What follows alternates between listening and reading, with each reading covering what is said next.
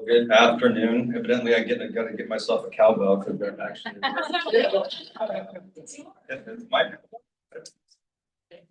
Actually, it is a revenue credit.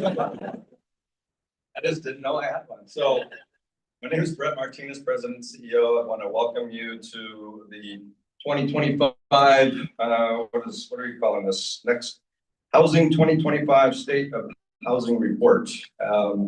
So I started my day with a management team meeting of about 110 people, and then went straight into a budget meeting, walked out the budget meeting into here. So I'm a little off and I apologize for that, but I wanted to welcome you to our Sonoma County facility, talk a little bit about Redwood Credit Union and what we're doing around housing. So our mission is to passionately serve the best interests of our members, our team members, and our communities. So you can't have a healthy community, you can't have good economic development, can't have staffing without housing. So at Redwood Credit Union, we know that our members and our team members live in the communities we serve. So the communities we serve are very important to us, and we do everything we can to build those communities, and housing is one of those top things. One of the ways we do a lot in the community, but our core business, which is lending, is one of the top things that we use to have an impact on housing. So we are the top purchase market mortgage lender in the North Bay. So we do a lot of non-purchase, but these are people that are buying either their first house or buying a house. And we're not just the top purchase mortgage lender. We are the top beat the second, number two by 31%. And we have just so far this year, we've done over $526 million in purchase mortgage market loans. And that's important to us because it's how we help solve the issues around affordability with housing. We have great rates, we have great fees. We also have a lot of unique products. So we have a first-time home buyer program, which they only have to have 3% down. We've created, and some of these products have just been created over the past couple of years, a 40-year mortgage. And we also have a community foundation ourselves, and we have a down payment assistance program in which we are helping people get into houses and giving them forgivable down payments to get into those houses. We just started that this year. We've already done $3.5 million in that program. We do construction lending. It's one of the things that I never, ever wanted to get into, but when we lost the number of houses we did in 2017, and it was a big deal, we got into construction lending to help with the housing situation. We have a great ADU program. There's some issues with getting ADUs done in our market, but if you're gonna do an ADU, we did some national, actually worked with the Napa Community Foundation and did some research around the country of some of the best programs out there, really created a program with them that's also available in Sonoma County. And we have an insurance agency. So some of housing affordability is the ability to afford insurance. It's crazy. People say financial services is the craziest thing I've ever seen. I said, well, that's nothing compared to insurance.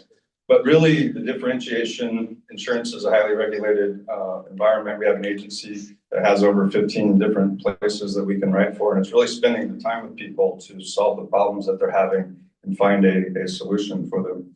We actually make no money at that. You're spending that kind of time to help people. The margins in insurance are really, really low, so it's we lose a little bit of money in that business, but we do it to help people. And then finally, there's just the financial education. You want to buy a house, you don't know how to do that, and spending the time and the investment in time with somebody to give them a goal and a plan and help them get to that ability to afford that. So, we do a lot in our community, but we've written over $5 million in checks and donations to local nonprofits, many of them in this room in the North Bay, San Francisco in the North Bay, just last year. But it's that core business, and the value is a lot more than $5 million in helping our community with lending. So I believe after the 2017 fires, there was a meeting in this room around the housing issues. And out of that meeting, Gen H was born. So I think it's pretty cool, about 6 years later, back in this room to give a report on how things are going. I just want to thank Jen and her team for everything they do. Welcome you to Redwood Credit Union, and turn it back over to you. Thank you.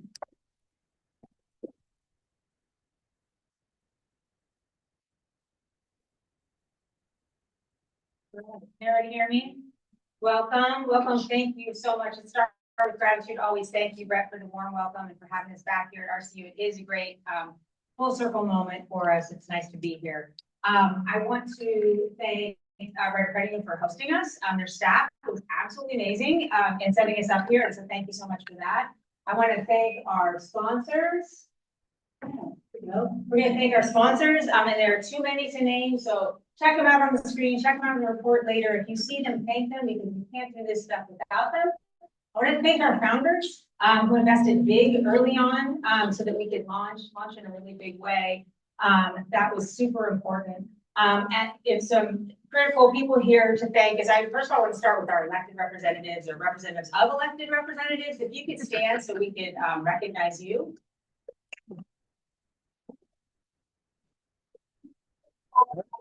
Hard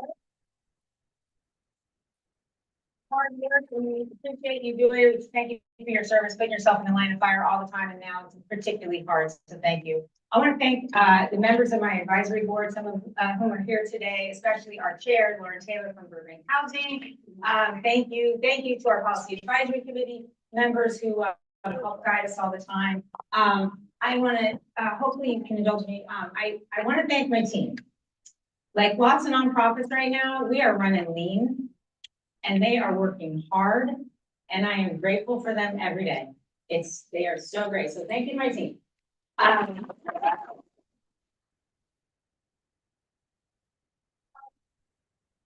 Here action-packed today, and we started late, so I'm going to talk super fast and hopefully stay on time, and Lauren's going to keep me on time. I want to thank you for being here because you are Gen H. We're this little team guiding you, but really you're Gen H, and you're the most important people here. We are here today for two reasons. Like Brett said, we are going to, first of all, launch our Housing for Healthy Communities initiative, our next policy initiative. That's going to be the second part of the show. And the first part is we are going to introduce our 2025 State of Housing report. And that report is a little different this year. We looked at our 2024 report when we started this process, and we saw like there's some data that just hasn't changed a lot, and some stuff moves slowly. And there's also data that isn't collected every year, the data that makes it really interesting and tells the story, like the demographic data.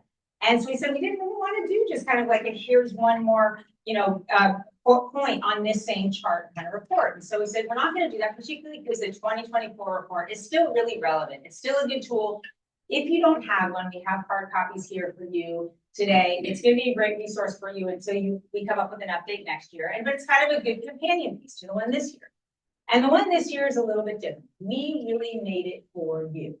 We made it to tell a story, to help you tell a story, to help you tell your housing story, where we use data to answer some stuff that comes up all the time for us. Like, is there success right now? Are there some points of success we can talk about? What are the myths that there's no way? Okay, that's freaking me out. Okay, so we have some successes, some myths to bust, and then also some just points of intersection. So it's just a little bit different. You'll notice I'm wearing my Gen H hat. I wear it a lot. Sometimes it's like the bad hair day. A lot of times it's just because branding is my love language. But really, it's because I'm just matching the figurative to the literal, because it's always relevant. Like I say, well, I'm wearing my Gen H hat at a meeting. Well, I can't, because no matter what meeting I'm at, no matter who can meet it, no matter what's on the agenda, they're going to start talking about housing at some point. They're going to start talking about housing at some point because it's intersectional with absolutely everything, with educational outcomes and with health outcomes, and it's a climate action step. It's intersectional with individual economic stability. It's intersectional with economic health and prosperity of the community. It's always relevant. So I'm always wearing it. And here's some facts. We don't have enough housing. We have a housing shortage. And we particularly have a housing shortage in housing that's affordable, but it's a shortage at all levels. So there's some facts that there's a housing shortage. The crisis is how it's impacting education and health and economy and climate. That's the crisis. The facts are just that there's not enough housing. So if we're going to address the crises, we got to pull the housing lever. So my hat is always relevant. I'm always wearing my uniform. And you can get your hat if you don't have one in the lobby afterwards. Okay. unfortunately, this housing shortage is the outcome of 75 years of bad policy. And so it's not an easy fix. It's not a short fix, not an easy fix. We gotta lean into it. And unfortunately, there's also no silver bullet. I wish there were. It's a silver buckshot. It's all the things. But if we know that there's a housing shortage that's causing a crisis or crises, and we care about the community, and I think you all do, or you wouldn't be here. And I know you all agree with me, and you're the choir that I'm preaching to, and thank you for that. But if we know that, then failure is not an option. And let me actually say that a different way. I'm going to say success is the only option, because when you say failure is not an option, avoiding failure is sort of paralyzed. But saying success is not an option is like, okay, well, what are we going to do next then? What's the next thing? And how can I be part of it? And this is really all about getting you to be part of that success, because we need you to be part of that success. When we met here, and in the early days of incubation with the incubation team, and I think Peter Rumble, you are the only one here who was on that team right now, and thank you. He has been with us the whole time. One thing that was really clear was that our primary purpose was to build public and political will. We had to do that because we are not the doers.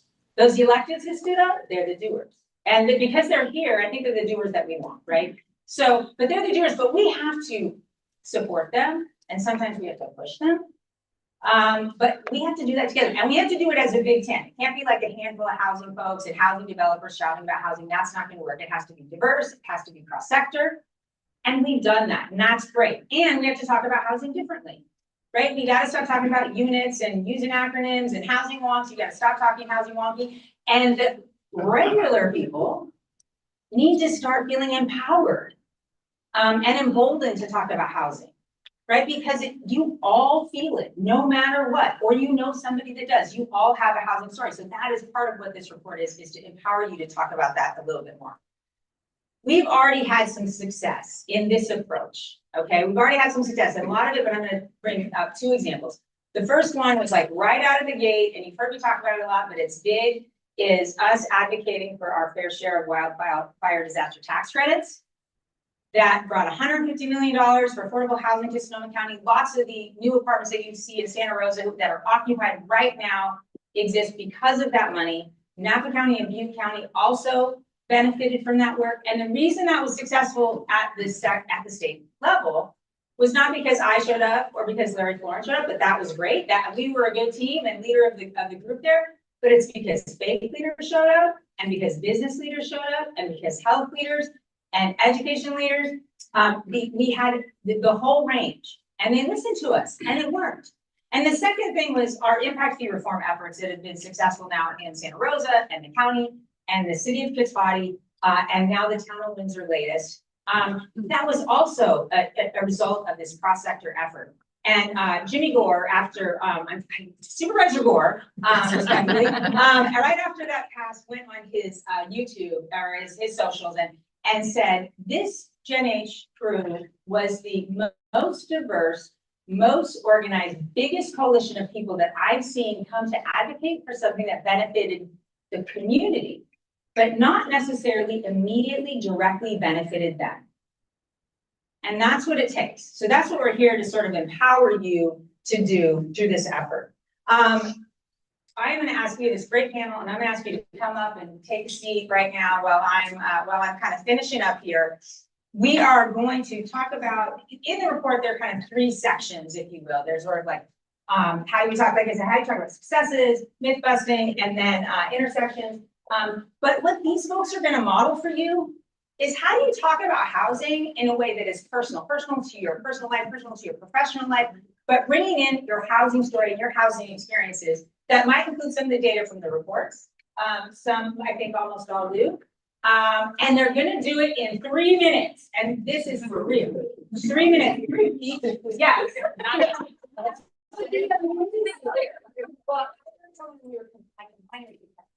Okay. They're going to do it in.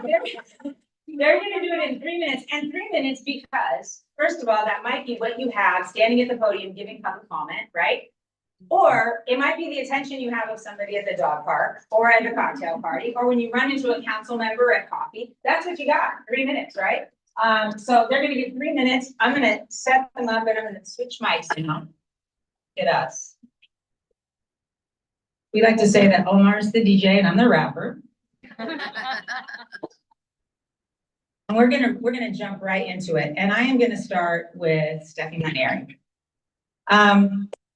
Stephanie Manieri, first of all, I just kind of want to acknowledge that right now is a difficult time for families who are sort of navigating the sometimes hour by hour changing landscape coming down from the federal government. And so this is a hard moment. And our report says there's some encouraging news for families with respect to housing. I want to hear from you, and they want to hear from you, as the ED of Latino service providers, is based on your former service to the school board, how are families and young people faring in this housing market? And sorry about this weird angle, but we'll do our best. You're talking to them anyway. Hi, everyone. I'm Stephanie Manieri, Executive Director at Latino Service Providers. And before I get into the question, I just wanted to take a moment to acknowledge that several years ago, Gen H partnered with LSP to launch a housing advocacy track for youth in our youth leadership program, really giving young people hands-on experience in housing work.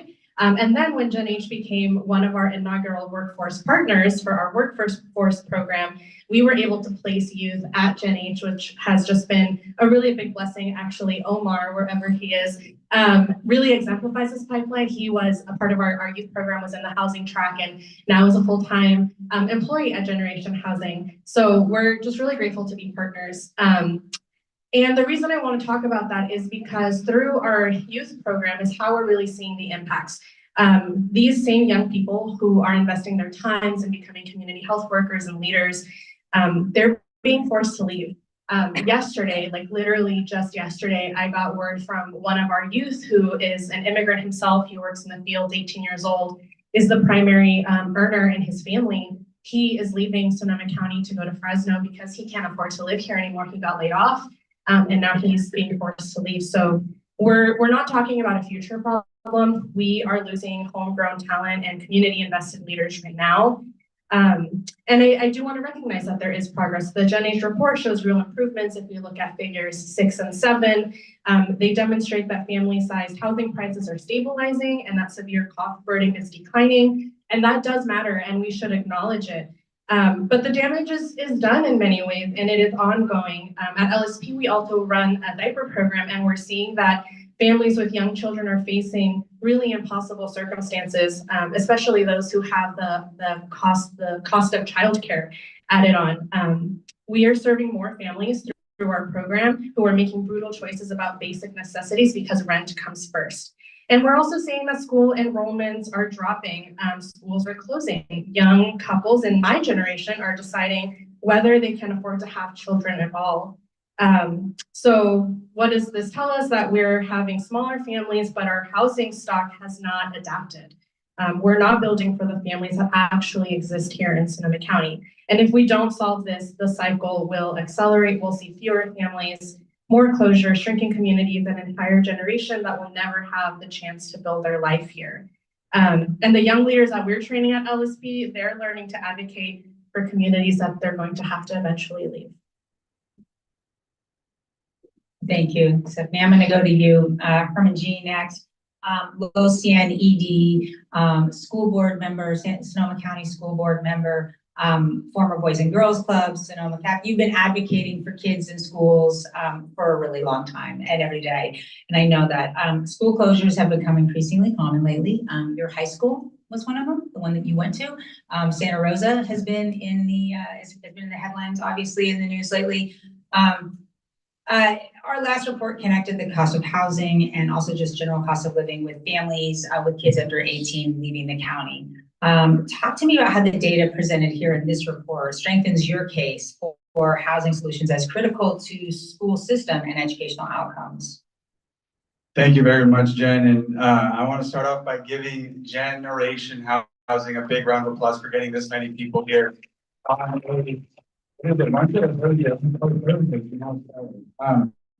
But thank you so much, Jen K. Not Gen H, but Jen K. I keep getting confused in my house. For those of you that I don't know, I was born and raised in the furry gem of Guerneville, California. And I've had the honor of serving on the Sonoma County Board of Education. And with that has come a lot of awesome experiences of seeing just educational success and achievement, but there's also been some really, really difficult times as well. And one of them is we're talking about today, where our educators, our teachers, the people who are literally growing our future can't even afford to live here. I know we all have our own personal stories of a family member or friends or people we grew up with who are just being priced out.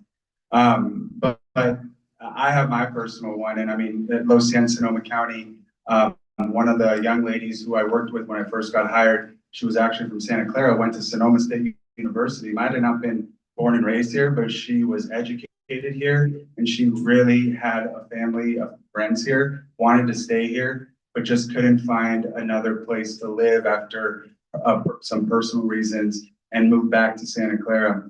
I also just recently, my godson moved to Fresno just because it's just more affordable to live there to raise his young girl who was just born. But those are just two personal experiences. And going back to schools though, stability in our schools is what our children need right now more than ever. There's data that you'll see right behind my huge bald head that is kind of talking about the income gap between the cost of housing and the income gap of our teachers.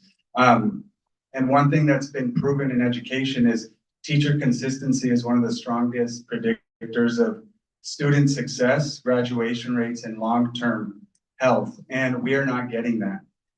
As Jen Close sadly just mentioned, Emelino High School, where I went, was shut down out in rural West County.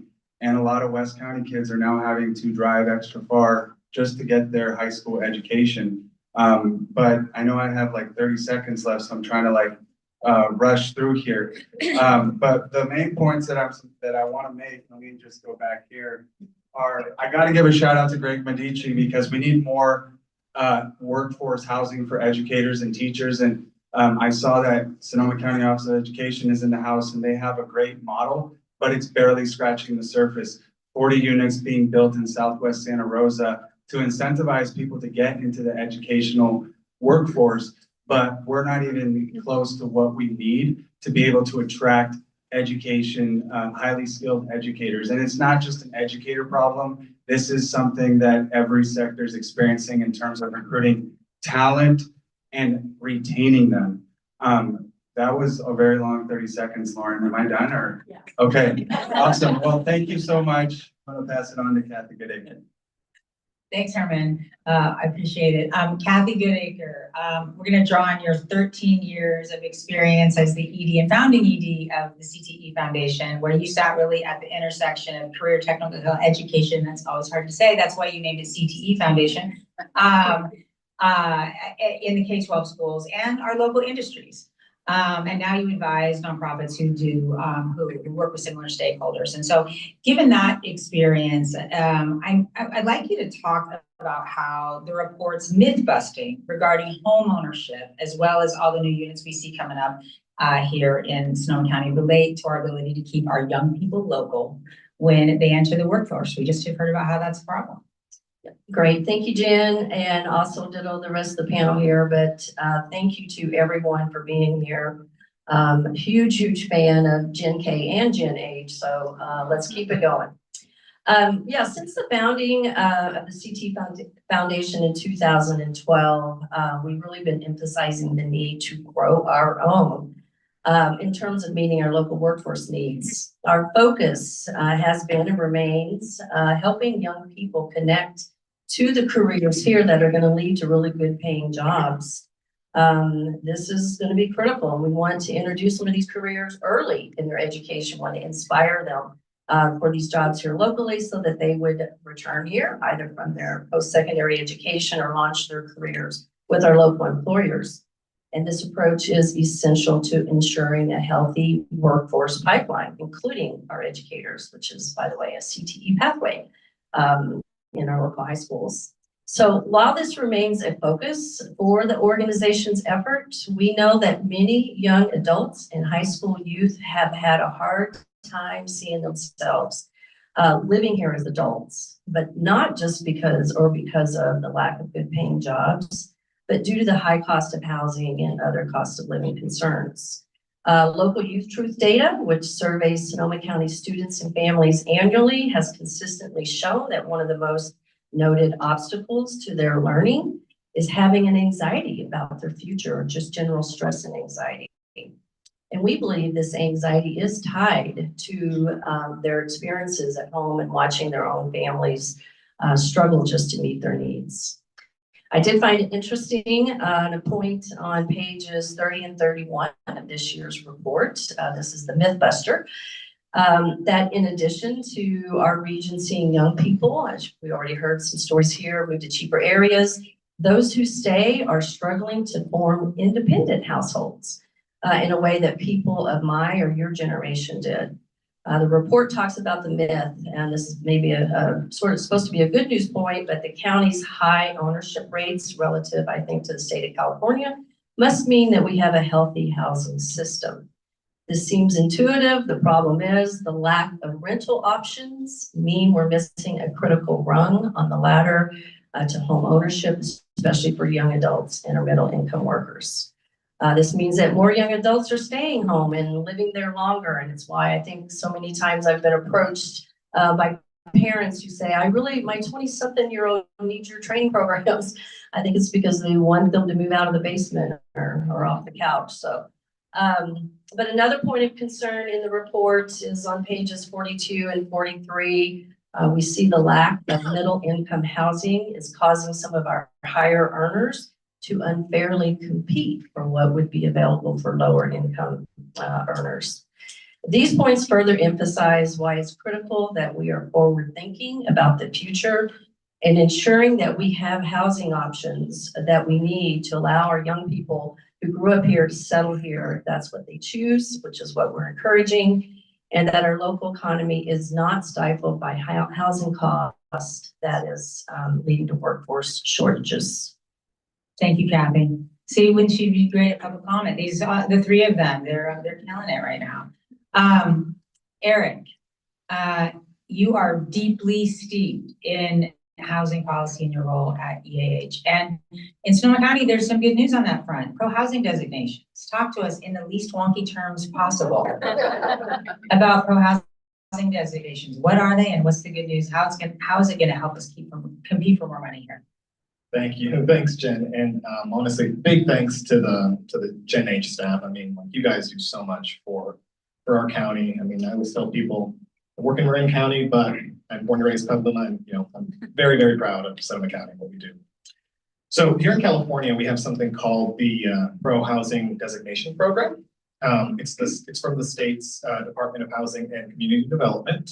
But for folks who may not be totally familiar with it, kind of the rundown of what it is it's a program that started a couple of years ago from, like I said, HCD, with really the goal of recognizing cities, municipalities, jurisdictions that are really putting in the work to be a city that is forward thinking for not only affordable housing, but missing middle and all types of housing that we really, really do need in the state, and particularly in the Bay Area. But what does it mean? How does a city become a pro-housing designated city? Well, they can do that by adopting things that could make it easier to produce housing overall, streamlining the permitting process, overall bringing the cost down of constructions, because we do know that that's a very big factor a lot of times. You can think of things like zoning changes that allow for the housing units to be a little more dense, or in areas of cities that had not previously considered housing to be needed in those areas. But there's a whole lot of other things too in terms of reducing fees and the cost of projects as well. Excuse me. But for many cities and counties, being a pro-housing jurisdiction can be a real advantage, because it makes them a lot more competitive for state and infrastructure funding as opposed to other cities. This is something that the state wants to see our cities really take that step forward. But I think you guys can see, you can see the screen up there. What do we see up there? We're seeing that Sonoma County is tied with Alameda County and Los Angeles County as having up to 6 pro-housing designated cities. I mean, that's incredible for a county that is this small compared to bigger and mightier counties of Alameda and Los Angeles. I mean, that's huge. And that's because of all the incredible work that Gen H has done and community activists and what we can see going forward. I do know that when it comes to what we do here, the way we want to access these things are going to be through state grant dollars if we want to see pro-housing designated cities come to fruition. It really strengthens the reputation of jurisdictions by signaling, oh my God, 15 seconds. Jurisdictions by signaling that the community is welcoming to housing and that we really want to see this cultural shift occur, not just from our elected officials, but it's a mindset that we really need to focus on. And I'm really looking forward to what we can see going forward. I don't know if Jen got to mention it, but my role at EAH is everything to do with legislation, policy, resident advocacy, all those types of things. So if folks want to communicate with me about local jurisdictions and local laws and city and state policy, just hit me up afterwards. Thank you. Oh, by the way, you have these things, and they're not fans, although you can use them for that. It's mostly like, if you want to like throw up a heart, I like it, +1 to that, then please do. Jennifer Palmer, thank you for making the trek from Napa. We appreciate it. There is a mountain of research that says all the bad things that happen when you don't have safe, stable, or affordable housing. And there's a dearth of research on what are the good things that happen when you get that, when you get out of the garage and into an apartment, when you get into a place that's income protected. And we are grateful to the County of Napa for paying us to do some research, original research, where we worked in partnership with Burbank Housing, actually, to find that out, to ask and answer that question. What are the good things? And one would think it's just like, well, yeah, my rent got to be less, but there are some real surprises in the report. And I wonder if you could talk about that. Absolutely. And I want to say to everybody here, we are excited to have Generation Housing expanding into Napa County. So we look forward to welcoming you to this event in Napa next year. And you mentioned the report that we did is almost like the Mary Poppins version of affordable housing. It's telling all the things that go well with a little spoonful of sugar in there. The two things that I think were the biggest surprises to us in that data were that, number one, there's an expectation that getting into affordable housing lowers your rent. That was not the case. For the majority of the folks that we talked to, they were coming from really substandard housing. They were coming out of garages, or they were living in severely overcrowded housing before they moved into affordable housing. And so the rent actually increased when they moved in there. However, the stability of a 12-month lease and guaranteed placement sort of offset and was the motivating factor to move into that housing. The other thing was that their financial strain persisted. That came through in every single question we asked. That whether it was folks who were in 50 to 80% AMI, more of them were at the lower end of that income spectrum. So while it's affordable, 30% of the rent, if you're at the 80%, it can be as much as 45% of your income if you're at the lower end of that. So still a tremendous amount of financial strain, plus the strain to stay in that bracket. In order to maintain your access to that housing, you can't increase your income too much. So there was a lot of complexity around that.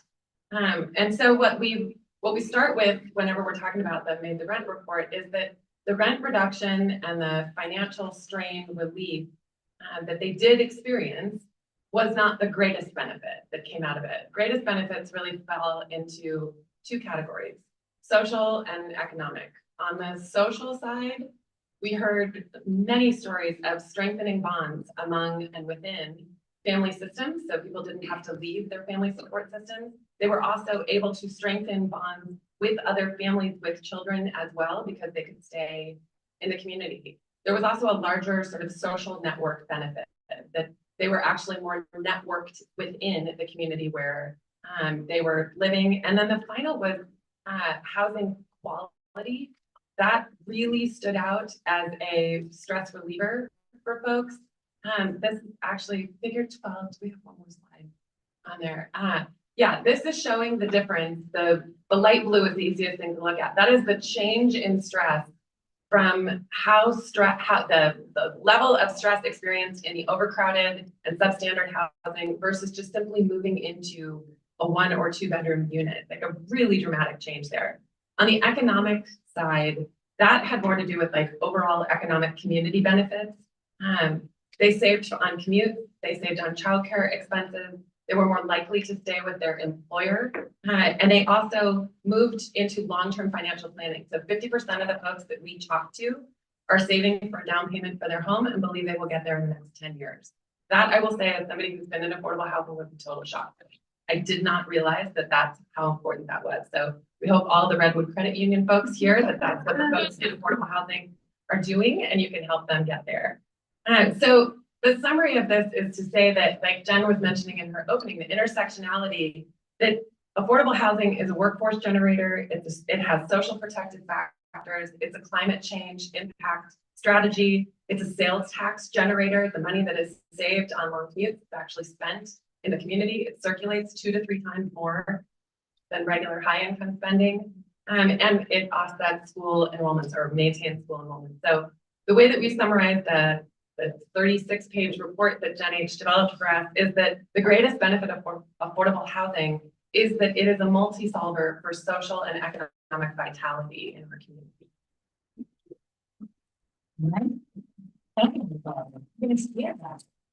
Glad we have this on tape. Thank you. Yeah, it was really interesting results. And you first of all have to question yourself, like, what are you coming from if you're okay to say I'm going to pay more? First of all, and also where are you coming from? I know a lot of people just got to be closer to work, and that's huge. So thank you. Akash, we're going to move to you now. You own and now operate the biggest permanent supportive housing community in the North Bay. 104 units, 40 people-ish. That's a lot of people coming out of homelessness. And permanent supportive housing has shown to be the most effective way to get people permanently out of homelessness. But it's not easy work. Talk a little bit about the unique costs and challenges of operating a community like this, and explain what a housing voucher is, and how important that is in maintaining this community. Sure, thank you. Real quick, before we do that, I want to give a little Jen K fun fact. The Palms wouldn't be here without Jen Close. If you don't know, before Jen was Jen H, she was Akash Kalia's attorney, and that's how Palms really came to be. So really, I give a lot of gratitude and all the gratitude to Jen. Real quick, how many people know what a housing voucher is? Tom showed home, you better raise your hand. All right, that's pretty good. So the beauty behind housing choice vouchers, these would be called Section 8 vouchers. There's actually a ton of different types of vouchers. The ones that we use at the Palm specifically is for folks who are making 20 to 30% of area median income. So they're extremely, extremely low income. And the beauty behind the voucher is that the individual who's living there basically pays 30% of their income towards their housing. So that is incredibly important for a couple of reasons. One is permanent supportive housing is incredibly expensive. And so permanent supportive housing is basically when we take an individual who's literally on the street and put them directly into housing with all of the support services that are needed to maintain a successful housing. And housing that vulnerable population is incredibly challenging. One, the expenses of operating permanent supportive housing is significant. It's much more than normal affordable housing, because given the vulnerability of the tenants there's a lot of trauma, there's a lot of mental health and substance use and all that kind of stuff. And so without housing choice vouchers, these projects wouldn't exist. And they are, even from a dollar metric, regardless of kind of the moral responsibility that we have as society, especially to take care of our veterans and things like that, per dollar, your cost of our system of care decreases significantly by an order of magnitude by having those individuals housed at a place like Palms. And so, and to run those, for example, our insurance costs went up 60% in the last 2 years. Without housing choice vouchers, we wouldn't be able to sustain that, right? And also the beauty behind that is permanent supportive housing, it's organically transitional. So say an individual comes in, it might take them a year to organically transition out, it might take them 10 years to organically transition out. But the fact that those individuals have a housing choice voucher when they leave, give them the opportunity to organically take that voucher into the next step of housing. So what we really call is a continuum of housing. So they can go into a place with slightly less supportive services or even no services and be able to sustain that housing in the long term. So it's really enabling individuals to gain the life skills that they need to be a productive member of society and then live a fruitful life. So on figure 30, it basically talks about how there's been a decrease in the amount of really like kind of organic low-income units in Sonoma County. And that's why urban supportive housing with the couple of housing vouchers are so expensive, because otherwise those individuals, as we all see, are out in the street without services. And you know, there's a huge cost for everyone with that. Thank you. Thanks so much for doing more work. My part was easy, relatively, Okay, Jennifer Litwack, and it just occurs to me that we've got 3 gens. We've got a 3-gen panel here. But the odds are actually pretty good of that. Okay. Jennifer, you have a breadth of housing development and affordable housing experience, and you now lead PEP Housing, which houses more than 700 local seniors in your 21 senior housing communities. So that's right. Talk a little bit about the unique challenges facing seniors, the myths with respect to their housing stability and resources, and also how other issues around our housing shortage are intersecting with that. Yeah, absolutely. The originality of our parents, Jen. So as Jen mentioned, Jennifer Litwack, President and CEO of PEP Housing. We are a local nonprofit affordable housing developer located in the Bay Area.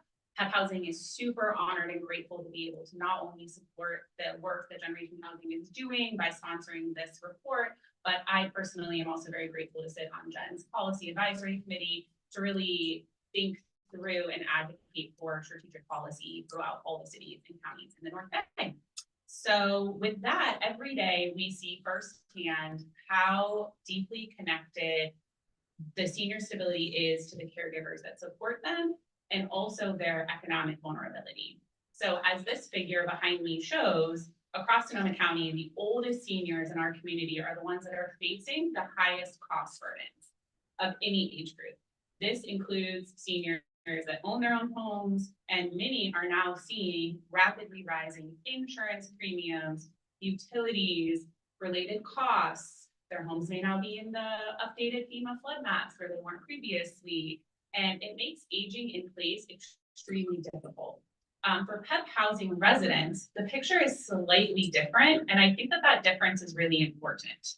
Our residents, because they are in affordable housing, are not subject to paying property insurance or taxes.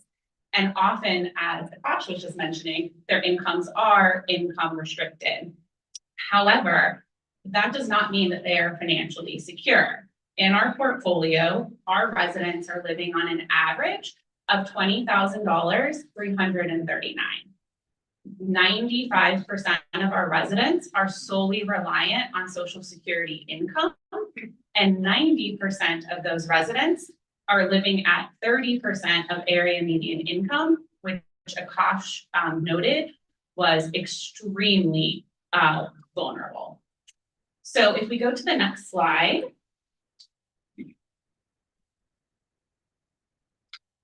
this is showing how there is a system-wide gap in Sonoma County, and it does not have enough affordable housing to the caregivers that support these seniors, many of those that are attempting to live independently in their own mortgage burden homes or in PEP housing, affordable housing units. These are directly impacting, right, these seniors that are attempting to live and age with dignity and independence in our community. We see that home health aides are coming long distances, they're often working 2 jobs, there's high turnover in these roles, and senior housing cannot function without affordable housing for the workforce that makes aging in place so critical. Next slide. This figure reinforces how essential healthcare support workers are extremely cost burdened. We don't often think about the correlation between home health workers and seniors and their attempt to age with dignity. When these workers cannot afford to live in the county, seniors lose access to reliable, consistent care, even when their own housing may be protected in affordable housing. In closing, the data is very clear, and you will all see it in the reports you're going to take home with you today. Even with affordable housing, seniors on extremely low fixed incomes do not keep pace with rising basic living expenses, especially for those that are over 80. The older seniors are the most financially vulnerable, specifically those 80 plus, and our caregivers are priced out of the region. If we want older adults to age safely and with dignity in our community, we must build a strong housing system that supports both seniors and the caregivers who work with them. Thank you so much. We're going to close this panel with our OG social justice warrior here on the stage, Lisa Carreño. Thank you for being here. My counterpart and kind of my hero in this work, Andrea Morris, who's the ED of Housing NOLA, which sprung from Hurricane Katrina in New Orleans. She has this really broad definition of housing stability. She says, you are only housing stable if your name is on a deed or a lease. And I used to think that this was an overreach. And right now I'm reconsidering that, because I think that for a lot of members of our community, there has never been a more important time than to have a legal right to a safe, stable, affordable house with a door you can lock and stay behind. And I'm wondering if you could talk a little bit about housing as an equity issue in particular with respect to our immigrant community.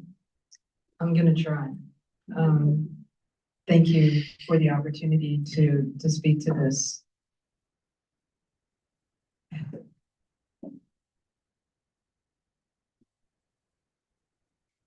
You know, when we think about housing policy and shifts in housing policy, I think we spend a lot of time thinking about kind of the nuts and bolts and the dollars and cents. And we're not so much thinking about the humanity behind the policy. Who's going to be served when we center their interests? I really appreciate, Jen, what you just said, Akash, about the interests of people who have struggled in their lives and are struggling, seniors who are vulnerable, and genuinely by no fault of their own, are trying to make ends meet. I don't think that we often think about housing policy and its relationship to our immigrant community and the needs of folks who are foreign born and contribute so much to our community and our culture and the quality of life that we enjoy.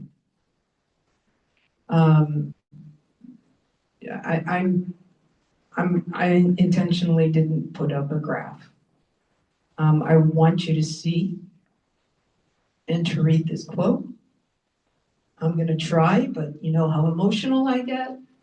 I'm going to do my best to give life to Maria Membrilla's work as an advocate for farm worker housing, because Maria in Napa and here in Sonoma County is really trying hard to help us all see the importance of centering the interests of folks who don't have rights, for example, to public assistance for their housing, for their rental housing, who can't easily access credit because of their status as people who are foreign born without legal status here.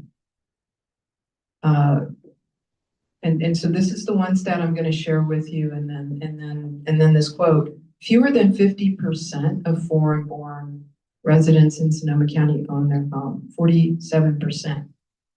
And you know, I think it was the other Jennifer who mentioned a moment ago that folks are hoping to be able to have a down payment in 10 years, right? 58% of the folks who are foreign born and do own their homes have lived here for more than 25 years. That's how frickin' hard it is for our foreign born neighbors to make ends meet and buy a house that they can move their families into, raise them, thrive, and lock the doors to keep them all safe. Farm workers are the backbone.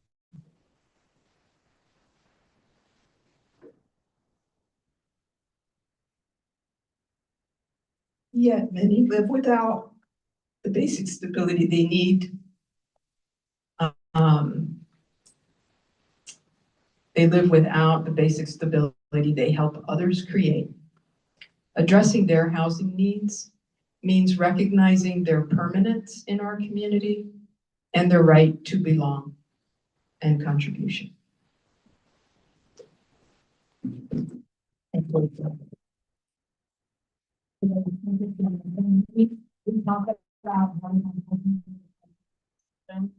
But we know the folks who are lowest wage earners suffer the most acutely. They are the ones suffering the most acutely when there's an affordability challenge. And a lot of those are the folks who support and power the industries that define Sonoma County. And so we really need to think about that. So thank you all for your 3 minutes, each of your 3 minutes. And you guys can exit the stage now. I don't know if there's a way to say that. But thank you so much.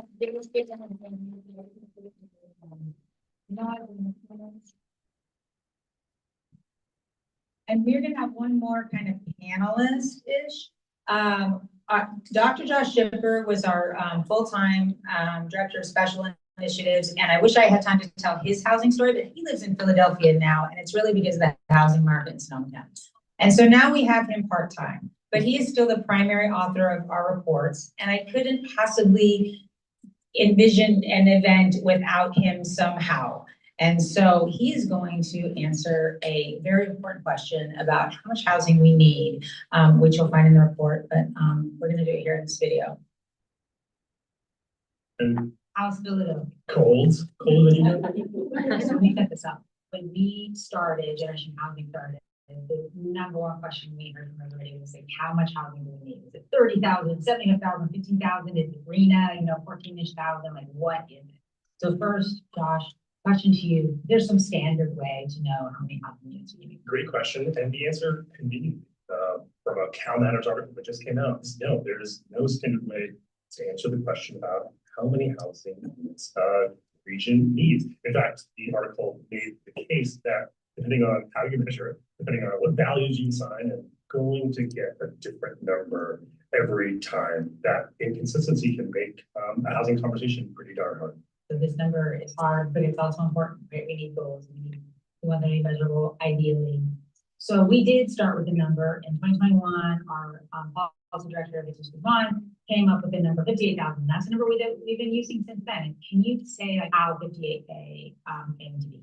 Jesus's choice to turn to Spur, which is a think tank in the Bay Area, was a great choice. Spur has a relatively standard, but also an innovative way of capturing housing deficits across the country.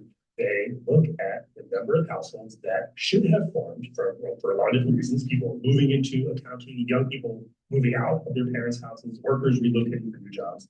And they compare it to how many people actually did that.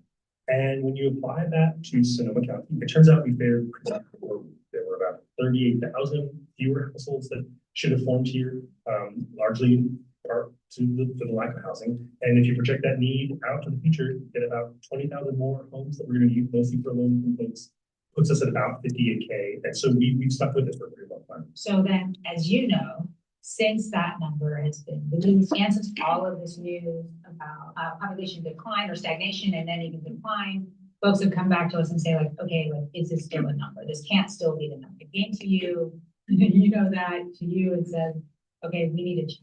We need to make sure. And so we talked about different ways, and you found two. So yes, We have a couple of other methods, again, relatively industry standard, but also kind of innovative in how they make sense of this material. And the first one is based on property value. One way to think about it is that in a normal housing market, the cost of homes are made up between the value of the property itself, like the actual built structure, and also the land. In a normal housing, land makes up about 20% of that total value. And as you can probably guess, in Sonoma County, land costs are really high. We have very low density of housing. Most of the land that's built for residential. The cost of the land's share value is about 33%, so way above that 20% marker. We can bring that share down if we add more homes at slightly greater densities, nothing crazy, but gentle density on the existing land you've got. And so you can run calculations where you figure out roughly how many homes you have to add to do that. And we figured out that up to present day, so again, our kind of historical deficit, we need about 34,000 homes to get that land share value down to 20%. And that aligns pretty darn closely with the historical shortfall from Jesus's number, which is about 38,000. So it kind of points us again back towards this 58K number for 2030, 2031. Okay, I love that consistency. When I first heard this number from you guys, I said, are you telling me that my property value is going to go down? And actually now I totally understand is that you just add property value number is adding the ceiling. So once we get to 40,000 more units today, not future, then that property value is going to shrink to what it should be. And so that's where we tell you is the stopping point. So it has nothing to do with changing someone's property values. It's just the calculation to how we get to the number. So that, which is a relief because I think that would concern some people. Method number 3, talk about that. So consumer affairs comes along and it's like, okay, when we look at vacancy rates, we don't mean homes that are used for recreational purposes or second homes or short-term rentals. We really want to look at homes that are for sale or actually for rent. Now, when you do that calculation, a lot of counties that look pretty well actually turn out to be doing pretty poorly. So the per capita rate of homes that are for sale and for rent right now in Sonoma County is one of the worst in the state per capita, and the 4th worst among major cities nationwide. You can kind of reverse engineer it, and you can think about the number of homes you would need right now to get us back to a healthy rate. And that healthy vacancy rate is about 5%. Right now, we need about an additional 7,000 more homes than we have available. So we've got about 3,000 for sale or for rent right now. We need to get to that 10,000 mark to give people options and choice, to allow people to move out, to downsize, to upsize, upgrade, anything they need for their budget and their life. And so if we need about 7,000 now, and we know that these homes get occupied relatively quickly, the 90% of multifamily new builds get absorbed in the first year. When you build that out every year, you need between 7,000 and 5,000 new homes each year to kind of keep that healthy vacancy rate up. And lo and behold, it gets us again to 58,000 homes by 2030. No magic here, nothing done, no sleight of hand. Well, that makes me feel better, right? We checked it. We looked at all these different ways. Okay. So we can focus. And of course, we've made some progress, right? We've built about 6,000 homes, so that brings us down a little over 50. And listen, if we're going to quibble in the 50,000s, then hey, let's get to 48,000 and have an argument about it. Bottom line is we need a whole lot more homes. But talk to me, like, one more question. Do we have the capacity for this number of homes? Great question, and thankfully it's one that I do not have to answer. Generation Housing did not come up with these numbers, but we did turn to independent estimates from the Sonoma County Transportation Authority, who survey general plans, residential land use, potential changes in boundaries, all that stuff, and made the assessment that our region could accommodate roughly 52,000 new homes. Pretty close. Pretty close. All right, well, I'll take 52. I think this is great. So we're landing on 58. Again, no reprinting, no new graphics. There, Thompson references it all the time, and so it's got to be true. But we've really done our best. Checked it. I appreciate the work on this, and hopefully it helps people understand how we can make that number. Thanks for your time. Thanks so much, Sharon.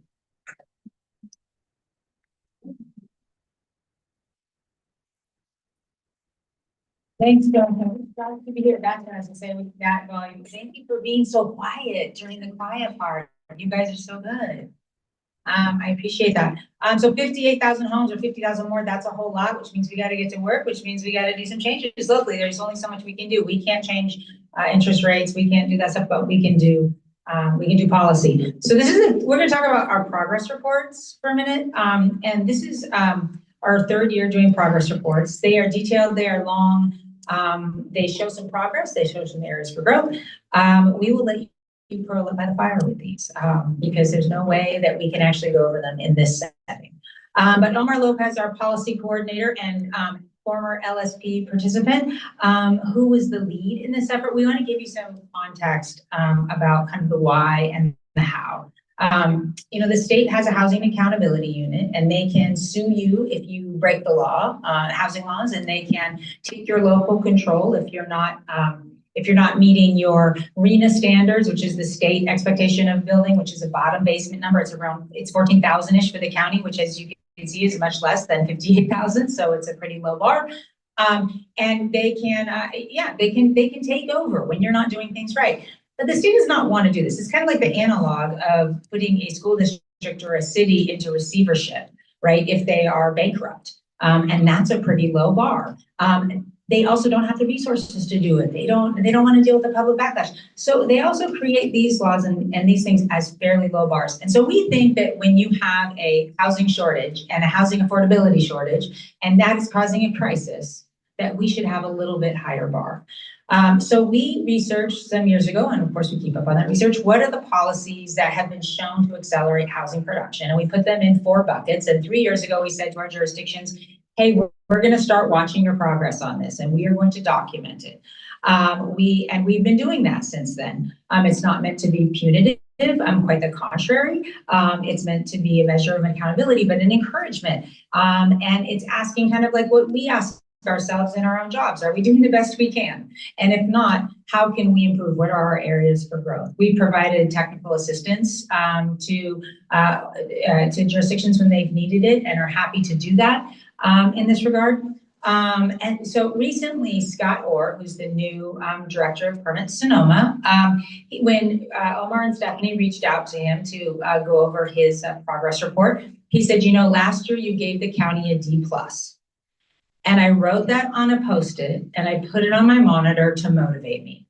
And I said, that is the spirit. That is exactly what we want. So with that, I am going to turn it over to Omar.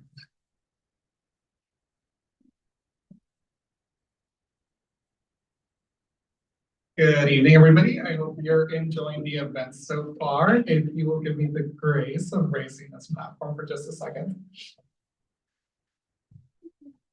Perfect. So like Jen mentioned, we've been doing this for the last 3 years, and we've received a lot of feedback over that time, especially in this last year. And I want to be honest, we are incredibly grateful for that feedback. Without it, we cannot improve as an organization, and we can't improve the products that we give you guys. For this year, we made several key changes to better highlight growth, collaboration, and transparency, rather than simply grading or ranking performance. Some of the more notable updates include scoring RENA progress to reflect actual housing production, removing letter grades and the term report card, taking a more focused look at the internal progress within each jurisdiction, adding 2 bonus points for policies that move housing forward outside of our priorities, and deepening collaboration throughout the process. We also reframed what this product is and what it's meant to do.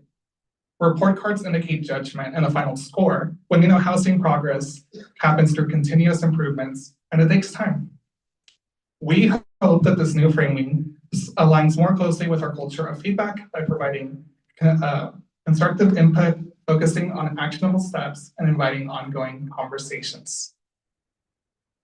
We began this process back in July by reflecting on our previous work and the feedback we received. From there, we made adjustments to our framework to better reflect the realities of our jurisdictions.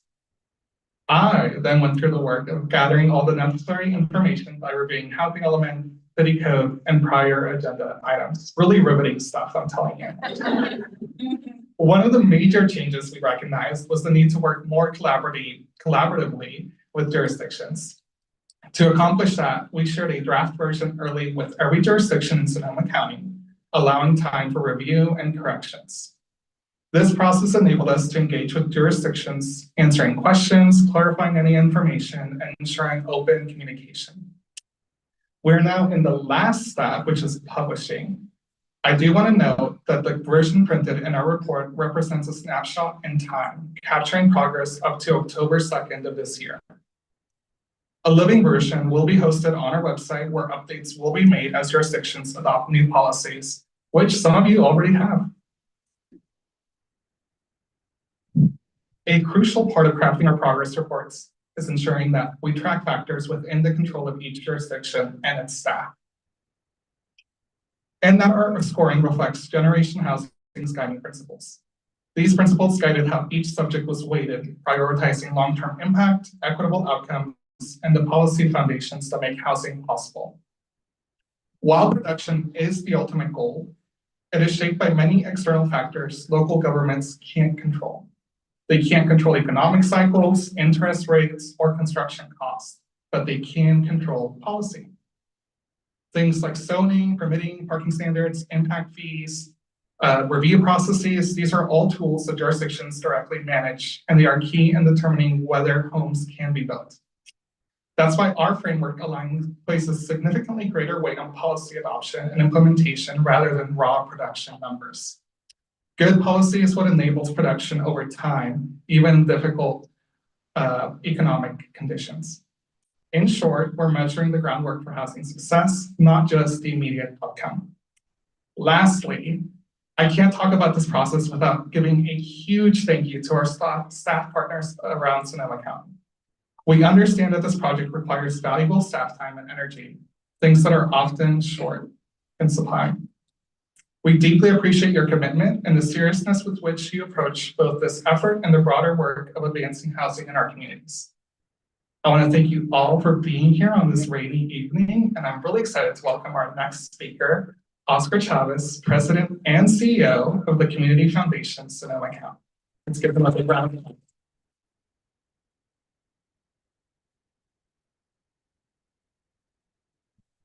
Thank you, Omar. Oh, this is really tough. And Right here. here we go. Wow. See what happens when you leave the county? You forget where the button on the podium is.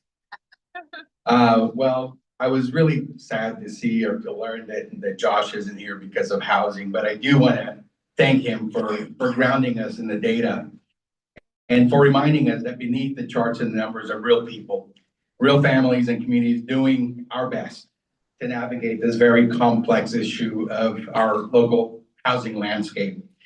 And thank you to all the panelists for putting a human face to the data. You showed us what it looks like to talk about housing with clarity, with honesty, and with deep empathy. Because at the end of the day, it isn't just a policy debate. It's about our neighbors. It's about all of us. And we're all parents, we have children, and we would love nothing more than to make sure that when our children grow up, that if they choose to be here, that we can guarantee them a place to live. That's my worry as a father of 4 young men. I want to make sure that when they grow up, and if they choose to be here, that there is a place they can call home. So 50,000 homes, or 38, 58, let's stick with 50. That's the number that Sonoma County needs to build over the next decade. That is to ensure that every family, every worker, every senior has a safe place, not just a safe place, but a safe and stable place to call home. Now, that number may feel heavy, it may feel out of reach, but I see possibilities in there, and we've proven that we are making some progress. And every one of those data points carries a story. And we know that stories are what move people. They remind us why this work matters and what's at stake. Because when we invest in housing, we're not just building physical units. We are strengthening our health, the health of our community. We are giving parents the chance to stay close to their jobs. We're giving children the stability they need to learn and to grow. And we are giving seniors the dignity of aging in the community they help to build. We know that housing is health, that housing is community, and housing is opportunity. Our county has been tested by fires, floods, and most recently, a pandemic. And every time we have rebuilt, we've shown up for one another, and we've learned that resilience isn't only about recovery from the worst moments, it's about preparing for a better future. And housing is at the center of that preparation. It's the foundation for every aspect of community well-being. And this year's report makes something very clear. When we align our policies, our philanthropy, and our collective will, progress is possible, even in the toughest times. And so the Community Foundation is proud to have been instrumental in incubating and supporting Generation Housing from those early conversations about fire recovery to what has become a powerful community-wide effort for belonging, stability, and opportunity. And I want to be clear about one thing. The kind of progress that we're seeing doesn't happen without ongoing advocacy. If we want a healthier, more stable Sonoma County, we all have a responsibility to invest in the organizations and coalitions doing the hard pro-housing advocacy in Sonoma County.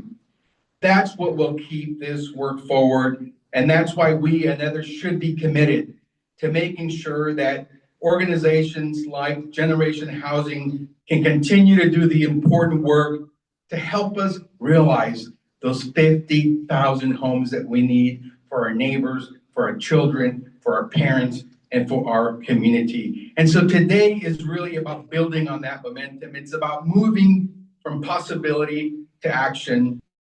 And each and every one of you have an important role to play in that important endeavor. So with that, I'm going to turn it back to Jen to introduce the 2026 Polity Initiative, the Housing for Healthy Community. Thank you, Jen.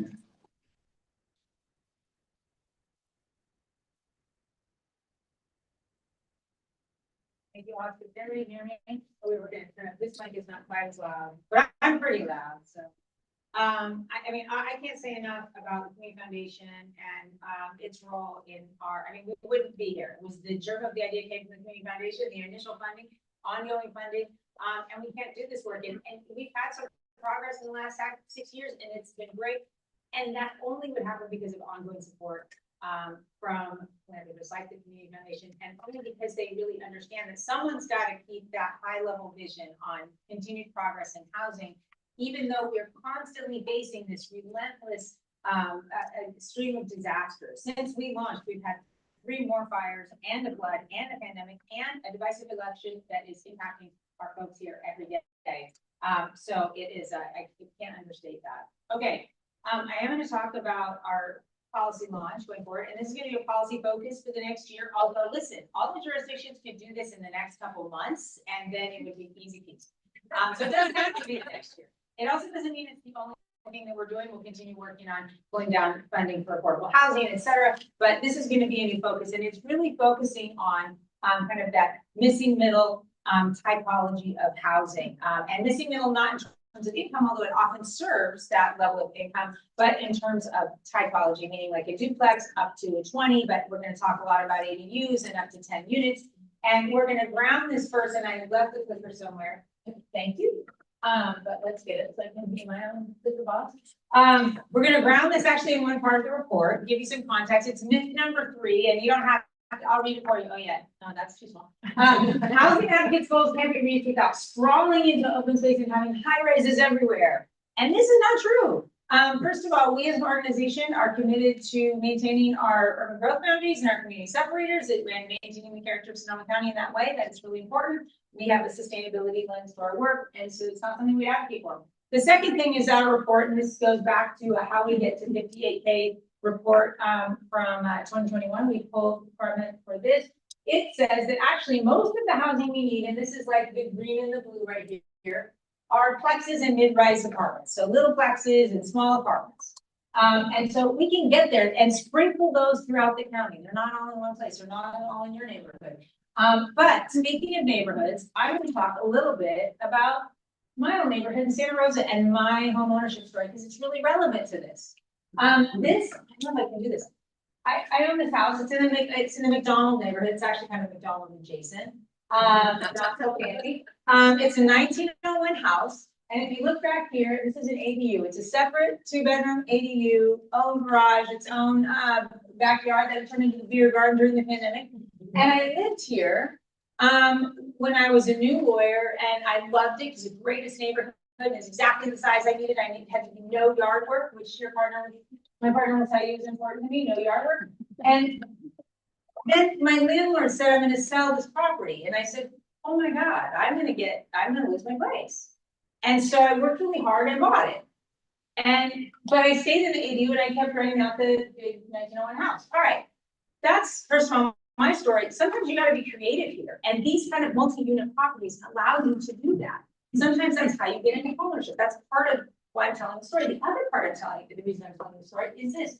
I think I live in one of the best corners in the county, but they exist a lot in our urban centers of our older towns like Santa Rosa and Healdsburg and Cataluma and Sebastopol. So this is the corner. Right across the street from here is this.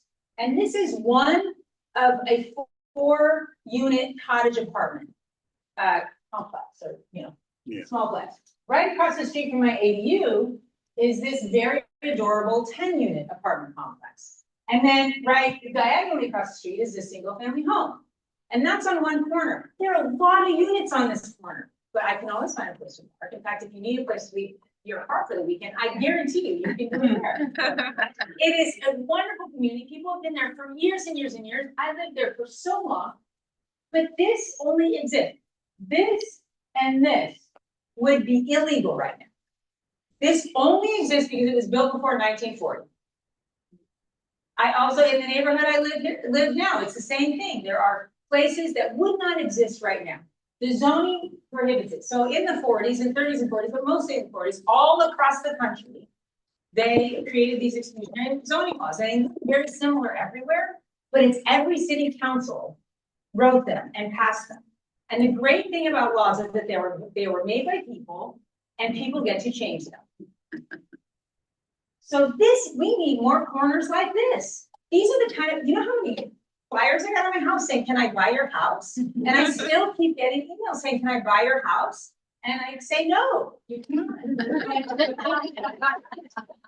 So these are the covenant neighborhoods, and this is what they're like. So we're gonna talk about zoning changes, but let's be clear, like these zoning changes are actually moving backwards. It's actually building like our great grandfathers built.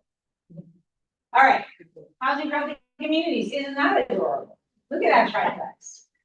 Okay, you'll notice we have these like adorable cartoon cities, and that's because nobody can say, hey, that's my neighborhood, you can't put something there. You can just, so we can be like, we can triggered. Okay, so wait, let me go back. Housing for healthy communities is 2 state laws that are opt-in laws that we want our jurisdictions to opt into. Okay, they exist right now. We want our jurisdictions to just say, yes, please apply to us. You got to opt into these laws. The first one is SB 10. And SB 10 is immediate upzone to 10 units. Although if you're creative, you could also add 10 units and an ADU and a JDU or a junior ADU. And that would be great. So it could be 12. In transit-oriented areas, so 10-minute walk to a major bus stop or 10-minute walk to a train station, or infill areas, so underdeveloped, underused lots. We have a draft ordinance for this, and it further incentivizes these to be built as affordable if you want. They can also be built as market rate or affordable by design, but incentivizes affordable. Our draft ordinance also incentivizes inclusionary housing because we think mixed income communities are the healthiest, and that's what all the research says too. And it incentivizes for sale units because we don't have enough lower price for sale units or starter homes, as well as ministerial approval if there are objective design standards in that area, meaning like, I think that's right, even if you don't know that term, it speaks for itself. So you can go up and say, here is my plan, and they will stamp it and say, go for it. So housing by right, that's what we would like our local jurisdictions to do to create more corners like mine in Santa Rosa. We also love it because there could be a big developer that could come and do like, I'm gonna do 10 of these, right? I'm gonna line them up. But there can also be some mom and pop developers, a whole new class of developers, and that's great. We can have design build folks. We can have Lisa McKee-Shackman, your people should love this, right? So, and all builds density in a gentle way, sprinkled throughout, in like adorable little apartment complex. All right, the other one is AB 1033, turning an ADU into a for sale starter home by condoization. All right, so like my separate ADU at my property that a single mom teacher rents, she could buy that for a price she could never buy a home. This has already been adopted. Oh, and I'll come back to that. It's already been adopted in a few places. There have already been a couple sales. It's new. We have no idea how many ADUs exist actually in Sonoma County or Napa County. We know there are a lot, but there are planned to be almost 2,000 more by the end of the decade in Sonoma County, and planned to be almost 600 more in Napa County. So this is a huge opportunity for those who want to take it, create an opportunity for homes like I keep saying, and build generational wealth for multifamily living, and with zero impact on parcel size and without pounding a nail, right? You can just go in and turn that ADU into a for sale product, and we have lots of them, and some of them are big. ADUs are ADUs up to 1,200 square feet under the code right now. That is huge. We do have one jurisdiction that is maybe going to lead on this, and we didn't even ask them. It was just a surprise to me, actually, but it is on the agenda in December 9th, where I live now, the People's Republic of Sebastopol. The People's Republic of Sebastopol will lead on something besides all day drum circles, and besides being the only nuclear free zone in the county. And this could happen on December 9th. So pay attention to that. This could happen. This is exciting. Now, let's go back to this. Lots of people always ask, well, who's already done it, right? And sometimes, I go, yes, I understand. You want to know proof of work somewhere or whatever. Sometimes I'm super annoyed by that question because I'm like, somebody did it first. Like, why not us? Why not us? So the answer to SB 10, who's done it, is nobody. It's been state law since 2022. The League of California Cities opposed it. They tried it in San Diego and there's going to be opposition. They tried it in Santa Monica and there's going to be opposition. But here's our message to the jurisdictions here. We have your back.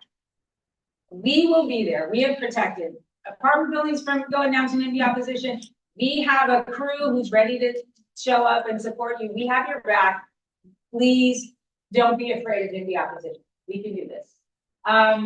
What's next in this process? So for the next few months, we will be talking to the jurisdictions, talking to the political side. What's your appetite for this? How do we line up here? Talking to the staff side to see how they feel about the draft ordinance, how it might be different for some places than others. We recognize that Healdsburg is different from Santa Rosa, than it's different from Pittsburgh. And then we are going to come back on March 5th. And when I say we, I mean we are going to come back on March 5th. But becoming independent because it's a bigger space, and we hope that's going to be even bigger than this. And it's going to be an afternoon session that's going to be kind of like a working session, a learning and working session. We're going to kind of review the status and the strategic plans of success, what do we have to do next. There'll be an AB 1033 learning session for the industry folks, realtors, builders, lawyers, all the people who say, like, I actually would like to make this happen right now. And then SB 10 learning and working session for advocates. So that's what's next. Okay, there's all kinds of benefits to this because, as we know, housing is intersectional. There's one that we haven't talked about that someone else is going to talk about, and that is the benefit to our jurisdictional coffers. So I am going to welcome up Adrian Covert, Senior Vice President, Public Policy, Bay Area Council, and founder and co-lead of Santa Rosa YIMBY. Oh, not walking with the boot today, but still, we'll give you time to get up here. Yes. Last time I saw Adrian, he was in a booth, the dreaded booth. So do you want to be here or? Yeah, I'll be here. Maybe I'll move around a bit, but. All right. You don't hear me all right? Okay, great. Thank you, Jen. Thank you, the Gen H team, Sonia, Stephanie, Omar, everybody. So great to see so many people care about housing. If you haven't been convinced yet, housing is good. That's what I'm going to talk about. So I'm Adrian Covert. I'm with the Bay Area Council. The Bay Area Council is the region's largest large employer association, about 375 of the region's largest employers from Sonoma County down to the southern end of Santa Clara County, and from the Pacific all the way out to eastern Alameda County and Contra Costa County, the 9 Bay Area counties. And I'm also, I live not far from here, and so I'm also the founder and one of the co-leads for Santa Rosa YIMBY. Santa Rosa, yes, in my backyard, passion project. It's just neighbors who are passionate about building Santa Rosa into an affordable, vibrant, low-carbon city for all. We meet once a month, and we nerd out about housing and vibrancy. I see a couple members here, and it's a lot of fun. So we're in Santa Rosa. I know not everyone here is from Santa Rosa, but let me pick on Santa Rosa a little bit because I live here, so I can't. But Santa Rosa is in the middle of a $17 million budget deficit in the upcoming fiscal year. That's going to get worse over the next 5 years. And so when cities are so faced with these challenges, there's only a couple of things you can do. You can increase your sales taxes. That's kind of a favorite one to do. But that risks your city becoming economically uncompetitive, and you lose your commerce to neighboring jurisdictions with lower sales taxes. You can cut your spending. That's always an option, but then you risk reducing quality of life, public safety, and you risk the kind of doom loops that we heard about a lot during COVID. I recommend that we instead look at a third way, which is growing out of the problem. How do we grow out of the problem? How do we grow our tax base, principally our property tax base, without raising the actual tax rates? So this is particularly important because if you look at what's happened in Santa Rosa the past 5 years, and I think this is something common throughout California, is that our property tax receipts are about 20% less than the trend line would have suggested about 3 years ago, going back 5 years prior to that. And that is largely reflective of the shift in retail patterns to online shopping and the loss of that sales tax revenue to jurisdictions that have the logistics centers, which maybe we should change that. But if we don't change that, we got to look at something else. And one of the things I think we need to look at is housing. And about housing, let me go to the next one. Okay, so housing, particularly infill housing, and I'm really excited about infill housing for a couple of reasons, because it maximizes the property tax revenue potential per acre in a city while minimizing the liabilities long-term for cities. So if there's a summary here, and I'll go into a few slides with the summary, it's a picture cut off an E there, but you can read it. Infill development as a revenue source is great because it maximizes new revenue, minimizes new liabilities, and California's got some powerful tools to help make that happen. And Jen just went over those. I'll go into them a little bit too. But let me illustrate a little bit about what I mean with some examples from here in Santa Rosa. The pictures on the two far left for you are two relatively new apartment buildings in Santa Rosa. The one on the far left is on 4th Street, it's got 100 units. The one on the middle left has got 72 units. Those are being assessed and taxed at a rate of $35 million per acre and $17 million per acre. And compare that with single family homes, which are much smaller, but if you cast that out on a per acre basis, that's $11 million and $9 million on a per acre basis of taxable revenue for a city. So if we're just optimizing for revenues for cities, for our buses, for our schools, for our police, you want to go more on the left because they're going to bring in more revenue. And now, just because some folks might think, well, we don't want, just luxury housing. This is not luxury housing. In fact, condoizations tend to be cheaper than single family homes. Let me give you a couple examples. Let's say you have a single family home and the owner wants to tear it down and rebuild an apartment, right? And condos are typically about 25% cheaper in the same market, given similar size, similar condition. So the owner is able to tear down, replace with a 10-unit apartment, the apartment gets built, and that single one $800,000 unit generating $3,500 in taxes every year suddenly becomes a $6 million valued property that's raising $60,000 a year for the city or a magnitude increase on revenue for the city while replacing that one unit that's worth $800,000 with 10 units worth $600,000. That's roughly how the math pencils out on this. So the city gets more residents get more affordability, city gets more revenue, and all of the indirect benefits that come from that. More people staying in the city, more people sending their kids to the schools, more people buying things and spending their tax dollars, spending their wages on things that are going to raise tax money in the jurisdiction. Now, let's say the single family owner wants to build an ADU, like what Jen was just describing, and the ADU gets built, and it takes them about 20% of the parcel, the original parcel. Now, the primary resident gets to unlock part of their equity without affecting their tax rate. So their tax rate goes, they don't have to get reassessed. They're still safe in their Prop 13, but they've created a new parcel that the city can tax with a new assessment.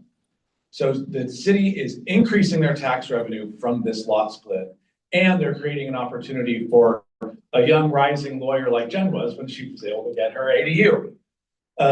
So this is a win-win by allowing apartment construction and by allowing ADU conduization. And there's one more thing that's even better about all this. So it's good for revenue, but it's also really good on the liability side. So this is a chart from Halifax, where economists and city planners looked at the per person cost of delivering city services to different neighborhoods. And they found that it's much cheaper on a per household basis to deliver road maintenance and water maintenance and sewer maintenance, the higher the density you get. And because there are more people to pay for, to spread the costs around. And of course, this is kind of intuitive, but when you really look back and take a look at a map, you can really see why. So the image on the left, your left, is Phoenix, Arizona. The image on the right, Paris. Paris has got about 7 to 8 times the population density of Phoenix, Arizona. And you might see about 2 or 3 times the amount of road maintenance in Paris over this same elevation. So this is the same surface area we're looking at. Probably more roads. There's going to be some more water and utility and sewer service there, certainly. The capacity is going to be a bit bigger on the pipes, but that's marginal. The major cost is trenching and maintenance. But you've got 7 times the number of people who are paying for it. So the cost per unit goes down, which is extremely important in this environment of affordability. How do we keep things affordable? If you're densifying your infill development, you're not paving new roads that you're going to be on the hook for maintaining every single time a storm comes and crafts a new pothole in it. So we've got a couple new tools that have allow cities to go all in on these things. So Jen talked about these, so I won't go into it in too great a detail. But SB 10, I'll just reemphasize, this is a big, powerful tool. CEQA exempt ordinance cities can adopt that would allow up to a conversion to 10 units onto a single parcel of land in transit-rich areas. And so Gen H did an evaluation on how many parcels are actually eligible in the Bay Area, in the North County's top 5 cities. You know, the goal, what was it? 50,000 units? Right. It's about 160,000 units here eligible if we went all in on SB 10. And then the AB 1033, Jen also mentioned the ADUs and the condos. Again, creating more opportunities for owners to get some equity out of their home while protecting their property tax rate and creating more opportunities. So I stepped back and said, you know, let's do some back of the envelope math here and come up with some reasonable estimates on what we could see if we went, you know, made some progress on implementing each of those bills by city. So let's say ADU lot splits. Say we had 10%, 2% of single family homes doing ADU lot splits. Now, I think that's pretty reasonable. Portland, Oregon's got about 5% ADU uptake right now. Vancouver, Washington, about 35% ADU uptake right now.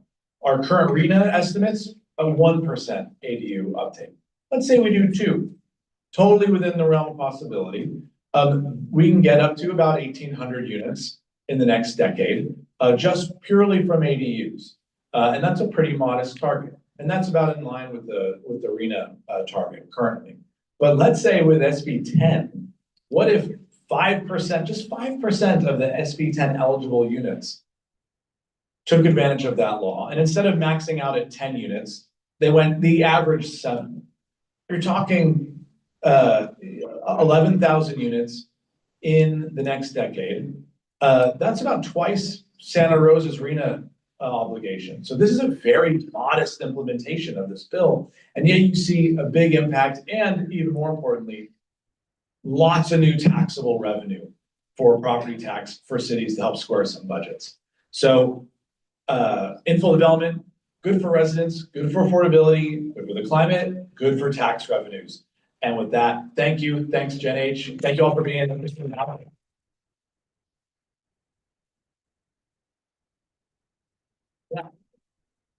you. See how we have your back, cities? We have your back. You're gonna make money. You're gonna make money and you need it. Okay, we went over, we started late. We thank you so much for your attention. I have three questions. It's gonna take me 90 seconds, if that. The first question is, given all that you heard, can we count on you? And you can use your paddles, you can use your hand. Can we count on you? I wanna know right now to stand with us to speak up for housing for healthy communities. Keep getting ready. Keep your enthusiasm up. That's it. That's it. Okay, that's number one question. Thank you for that answer. The number two question is, the next time you're wearing your Gen H hat, and remember, if you don't have one, you can get one. What's your housing story? Are you going to be ready to tell your housing story? You can go through the report or not, but please do. But develop how you talk about this to people, to your neighbor, to your colleagues, to your council member when you run into them or her. What's your housing story? That's your homework. I have one more homework question for you, because I know that I'm going to see you on March 5th and you can register today. But who are you bringing on March 5th? Because we have to grow this, right? We have to continue to grow this. We have to grow this with people who aren't the usual suspects. We don't usually see. We need to grow this with who people are impacted. We need to grow this with everybody. So we need you to say, hello, my friend, my neighbor, my whoever. I see that you're passionate about improving our community, and I'm going to tell you how you can help. You're going to come with me to an afternoon event. I swear it will be fun and engaging. It's going to be a Becoming Independent. We have about 200 people in here. Our events are usually 200, 300 people. It can make up to 800 people, and we will take it. So the third question, which is a homework question, is who are you bringing on March 5th? And because I'm assuming you're all coming. And you can register right there, and also, of course, online. And with that, I thank you very, very much for your attention. You are getting